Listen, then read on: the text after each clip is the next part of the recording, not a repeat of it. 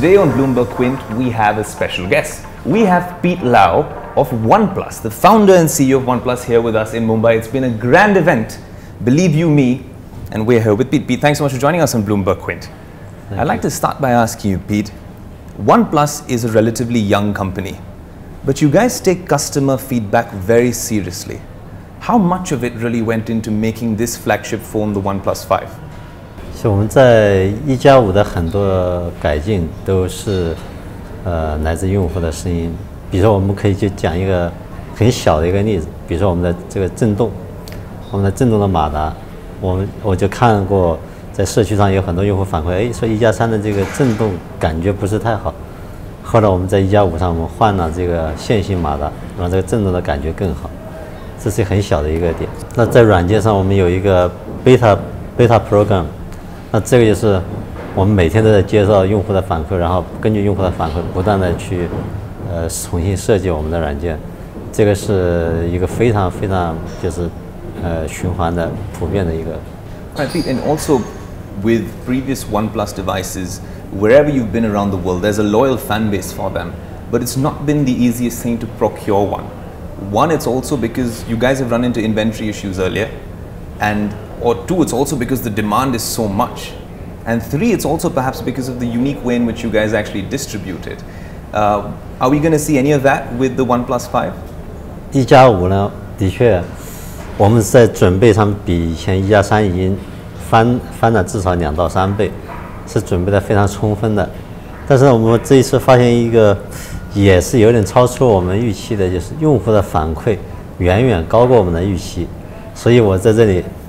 还真没有办法说能够给大家打包票说一定没有问题，但是我希望它没有问题。但是我们至少这一次，的确是准备的充分性是比以前是好了很多。所以这个采访完了之后，我可能马上飞回中国去追加产能去了。Fair enough. It's a very popular phone. I can understand the demand, and we saw it today at the event as well, Pete. But you know, so I was in China actually a couple of months ago, and I noticed how, and now even in India, how companies like Xiaomi have come up with stores, right, where you can not only experience it, but you can also purchase their devices. We have them in India as well. Apple is trying to open retail stores in India as well. Have you ever considered that approach, especially for a market like India, considering how things are panning out in India and how significant it is for a company like OnePlus? 我们会首先，我们还是专注在线上销售，因为我们希望通过互联网的方式，能够把最好的科技带给更多的用户，这是我们的一个品牌的定位。但是呢，大家可以看到我们在巴金罗尔有一个非常大的体验店，我们也会在我们用户主要集中的地方，会去开这种体验店，能够让更多人体验到。它的目的不是销售，而是体验。但是我们肯定不会去发展自己的这种零售的渠道。 But you can purchase a phone at a pop-up store as well. 这种破坏的这种店呢，我们其实是一种尝试。我们在前不久在德里也做了一些尝试，发现效果不错，所以我们在接下来这一段时间，我们就会在德里和孟买，我们马上会去找新的地方去开体验店。 Fair enough. And for now, I think OnePlus fans, and there's a loyal OnePlus community out there, can purchase it through your partner Amazon on Amazon.in. But there's another thing I want to ask you, Pete. Essentially, what you guys are doing and how this company started was all about creating a phone for the customer based on the needs of a customer, quality phone which is affordable perhaps. Have you ever considered diversifying into other products? Just like Xiaomi, I mean they're selling air purifiers, or Apple selling a speaker now, or Samsung getting into the wearables business. There were talks of you getting into the wearables business. Is that off the cards? 我们公司的一个非常清晰并且非常坚决的一个战略就是聚焦，我们还是就是专注打造最好的安卓旗舰，这个是至少在5年之内都不会变。所以我们是希望举全公司之力，就把一个事情做到极致，这个是我们的目标。 But also, Pete, so this one is again very competitively priced. And that's something you manage every time, be it with the OnePlus 1, the OnePlus X, the 3T, and now the 5. You've managed to price it very competitively and you've backed it with features. I just have one key question, which is on everyone's minds. How do you make the money? How is it that you make this business profitable? 的确，大家看到OnePlus 的产品，说它是一个，比如我们说是全球最好的安卓旗舰，但是它的价格是合理的，那是因为我们的这种互联网的模式，这种模式带给用户的。当然，这个里面就是因为我们的这群用户是一群非常自信的用户，他们可以根据互联网上的这些评论，他们就可以去决定，哎，这个东西好还是不好。所以我们就不需要，对他们也不需要有线下的这个渠道的付出，这也是因为他们看到说，哎，不错，价格合适。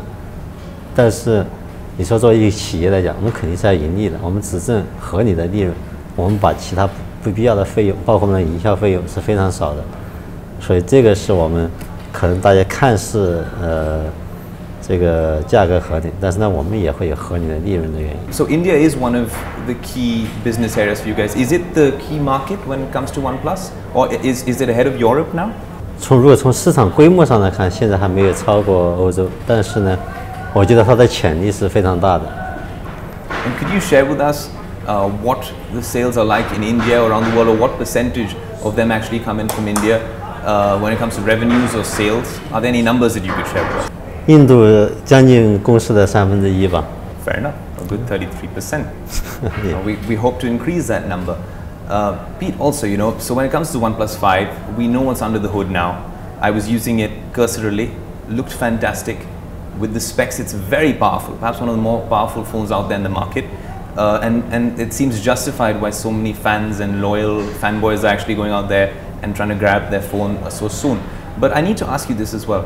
There was recent reports in developer forums saying that perhaps the phones that were actually being reviewed were performing better on certain benchmarking sort of indices and on benchmarking apps. How do you respond to that? Because I know the phone's a very powerful phone. 其实从事实上来说，1+5一定是我们有这个信心，是安卓手机里面性能最强大的。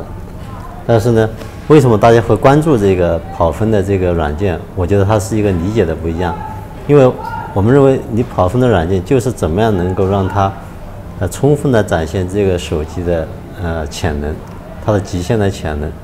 所以大家可以看到，哎，我们跑分的这个软件跑分很高，的确是。